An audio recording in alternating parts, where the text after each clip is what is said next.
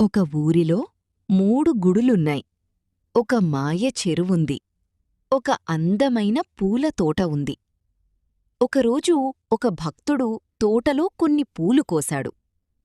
ఆ పూలను చెరువులో వెయ్యగానే అవి రెట్టింపయ్యాయి.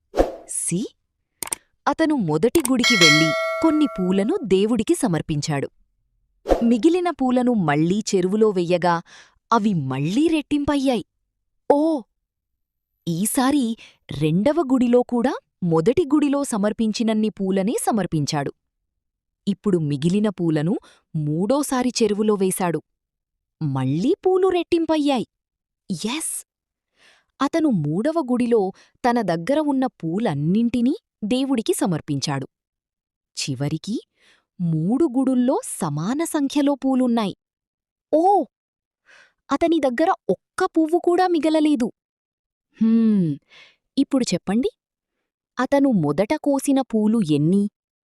ఒక్కో గుడిలో సమర్పించిన పూలు ఎన్ని?